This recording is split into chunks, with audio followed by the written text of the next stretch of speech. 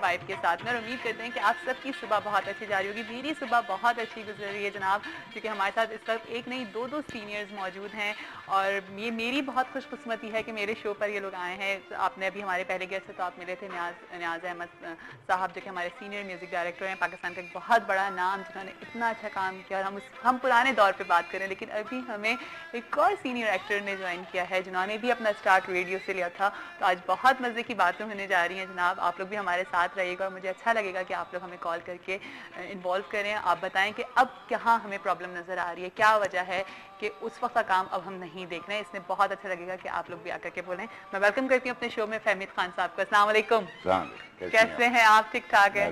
Once again thank you so much कि आप मेरे शो पर आए, आपने इतना टाइम दिया हमें। भाई आपने बुलाया, इतनी मोहब्बत से हमारे। नहीं जी, आप हमारे सीनियर्स हैं, और लाइक हमारे लिए हमारा एक, आप लोग वाकई हमारा एक फ़ख्र है कि आप लोगों ने इतना अच्छा काम किया है, और एक हमेशा एक सेटल काम किया आप लोगों ने, ये सबसे अच्छी बात थी। तो आपने भी स्टार्ट अपना रेडियो से लिया माशाल्लाह। तो ज़रा मुझे बड़ा अच्छा लगता है जब मैं पुराने किस्से सुनती हूँ, या मुझे पता चलता है कि अच्छा आप लोगों ने किस तरह से अपना स्टार्ट किया, क्योंकि आज का मेरा टॉपिक भी यही है कि ज़िंदगी में टारगेट को सेट करना कितना ज़रूरी है, और उसमें स्ट्रगलिंग पीरियड भी आता है। तो उसके ऊपर ज़रा बात करते हैं। देखिए, जाहिर है कि हर आदमी जब बड़ा होता है, पढ़ता लिखता है, और वो इंस्पायर भी होता है किसी से, वो भी अपना एक गोल जो है मुंतखब करता है, या अपना मकसद कि मुझे क्या करना है और क्या नहीं करना है।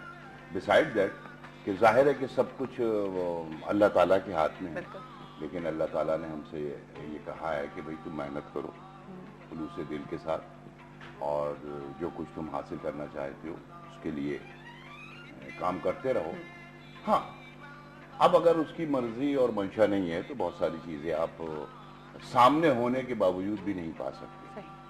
लेकिन हमारा मकसद या हमारे असातिज़ा, अब तो असातिज़ा नहीं रहे क्योंकि कोचिंग सेंटर हैं, और जहाँ फोटो स्टेट दे दिए जाते हैं बच्चों को, जिनको ये भी नहीं पता है कि उन्होंने कौन सी किताब पढ़ी है। खैर छोड़े ये यहाँ, लेकिन यहाँ ये तस्करा करना जरूरी है कि कोचिंग सेंटर में पढ़ने वाले बच्चे भी जो हैं वो बेचारे मकसद से बेबहरा हो जाते हैं। ठीक है, MBA कर लिया और इंजीनियरिंग कर ली और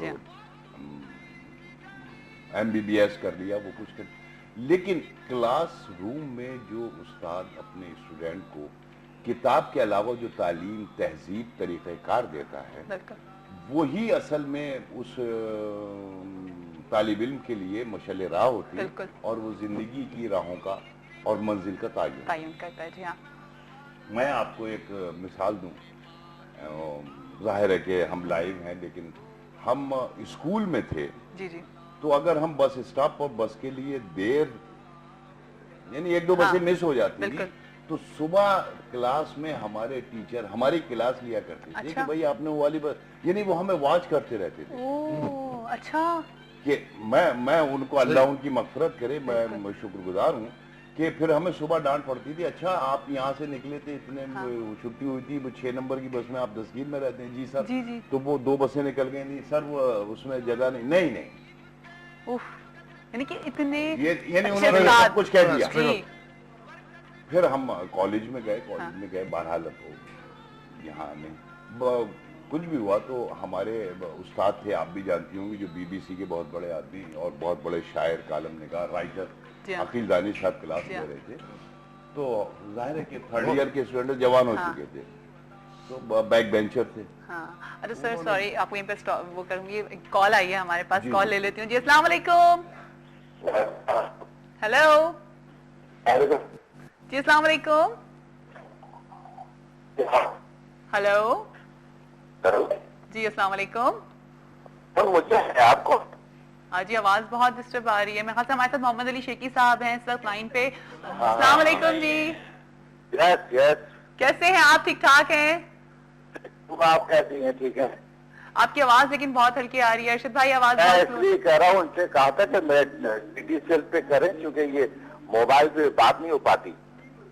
अच्छा ठीक है, हम आपको फिर से थोड़ी देर में कॉल लाइन पे लेते हैं। ओके जी, थैंक यू सो मच। आप बस होल्ड पे करें, हम आपको फिर से लाइन पे ले रहे हैं। मोहम्मद अली शेखी साहब, थैंक यू सो मच, आपने कॉल किया है। न्याज अहमद साहब के लिए उन्होंने कॉल की होगी, इतना बड़ा नाम, इतना काम किया उन्होंने उनके साथ। अच्छा, तो हम वही बात कर रहे थे कि तो इसका मतलब है कि इंस्टीट्यूशंस बहुत अच्छे हुआ करते थे पहले ज़माने में, है ना?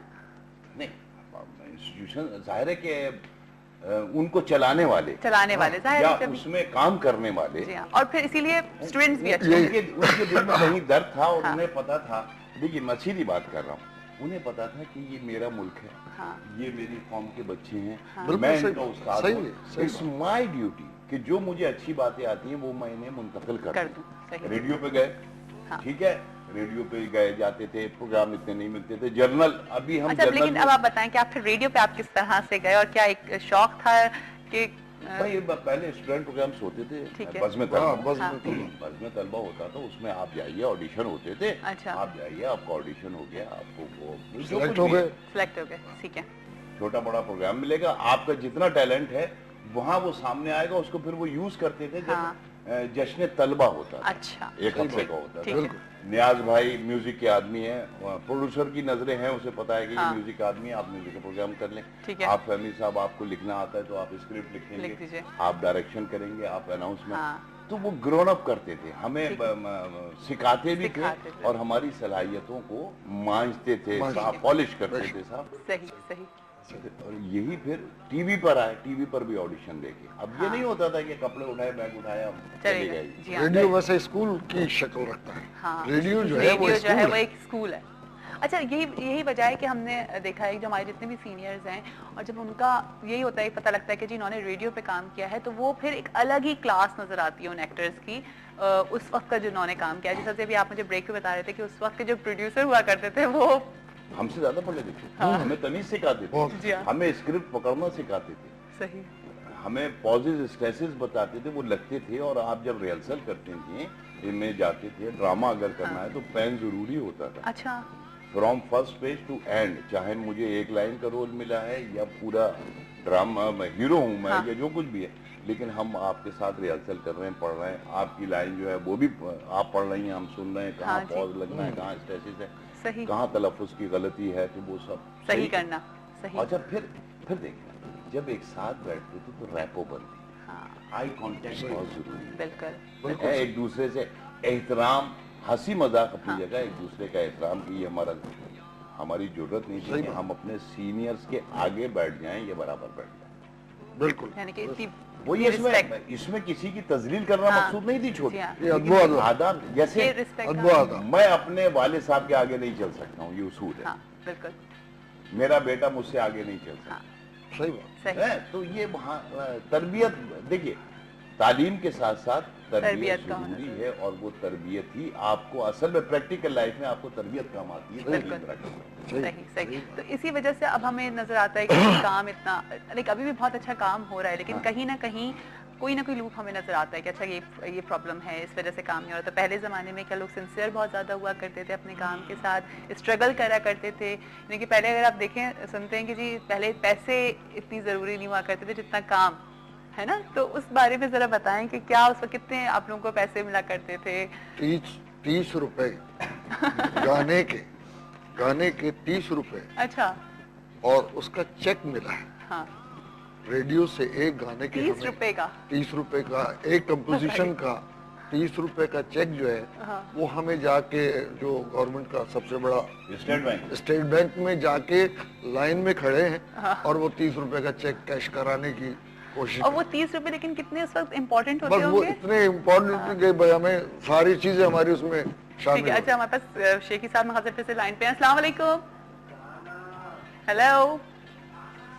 अच्छा जी, अच्छा ठीक है जी, अभी हमारे पास लाइन पे नहीं है, ठीक है। तो 30 रुपए का, और उस वक्त लेकिन स्टूडेंट प्रोग्राम का 5 रुपए, अच्छा, हाँ, फिर 10 रुपए, फिर हमने जब एक्सटर्नल सर्विस में रेगुलर हुए तो एक और कमाल की चीज, हाँ, स्लाइडिंग स्केल था। अच्छा, स्लाइडिंग स्केल ये होता है कि पहले हफ्ते में आपको जो बुकिंग मिलती थी वो 25 रुपए, 25 दूसरे यानी जब आप सीनियर होते Senior चले हो जाते थे गए। तो पैसे कम होते, महीने के दूसरे हफ्ते में 15 रुपए, तीसरे हफ्ते की बुकिंग 10 तो रुपए, ये क्या बात हुई, कम क्यों हो जाते थे पैसे? बढ़ते हैं यहाँ पर तो, एक ड्रामा हिट हुआ तो बस फिर तो हिट ही हिट। तो ये स्लाइडिंग स्केल था। खैर वो फिर जब प्रॉपर सिस्टम बना और ये सब बना तो फिर फिक्स हो गया था एक कैटेगरी को हमें न्यूज़ पढ़ने के या कंपेयरिंग के या फिर उसके जिसमें लॉग बुक भरना और पूरा करना 35 रुपए। 35 रुपए मिला करते थे। फिर ड्रामे के भी इतने पैसे, हाँ। फिर वो 200-250 हो गए। ठीक है। और जब हमने टीवी पर अपना कैरियर शुरू किया या ताबीर में गए, हाँ। तो शायद 250 रुपए का चेक 250 मिला था, तो उसको अच्छा। देखते थे कि यार एकदम 250 रुपए मिले, इतनी बड़ी रकम मिली। वहाँ बड़े हुए। अच्छा, क्या ख्याल है न्याज अहमद साहब, आपको और फहमी खान साहब, आपको जो है हम एक अच्छा सा गाना सुनवाते हैं। अदनान भी हमारे साथ मौजूद है और आप ही की कॉम्पोजिशन है, तो अदनान का बहुत हो रहा है, वो अपनी आवाज आपको सुनाना चाह रहे हैं। मैं सुनाना चाह रहा हूँ, लेकिन कांपती हुई आवाज होगी आज आपके सामने, आपकी आपकी कॉम्पोजिशन को सुनाना इसलिए है। थोड़ा सा कुछ भाई को आपकी आवाज कांपे, मुझे ना कांपने दे। सबसे पहले मैं इजाजत लूंगा आपसे की इजाजत, और उसके जी, बाद अगर बिल्कुल, कुछ बिल्कुल। गलती हो जाए तो नहीं बेटा, नहीं। आके भले थप्पड़ मार दिएगा। नहीं, नहीं। कोई बात नहीं। हाँ वाकई, देखिए सीनियर्स तो कर सकते हैं।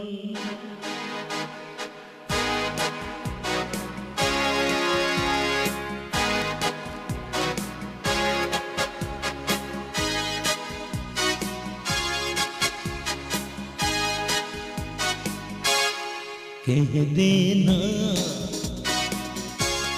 आँखों से, समझ लेना बातों से, कोई तो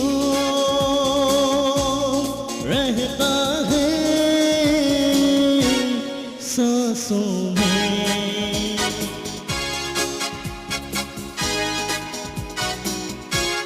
कह देना आँखों से, समझ लेना बातों से, कोई तो रहता है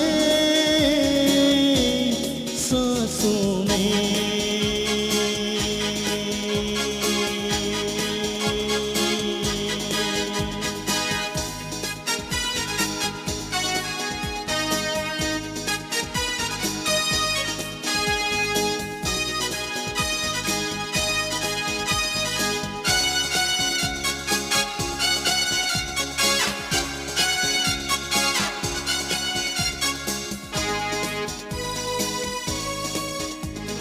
कल तक था मैं अकेला राहों में, जाने जा आज तू पास है। मैं अब और किसी से क्यों मिलूं, जाने जा आज तू पास है।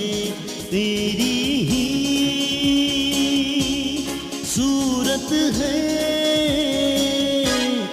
आँखों में।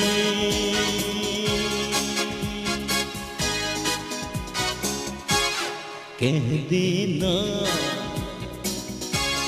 आँखों से, समझ लेना बातों से,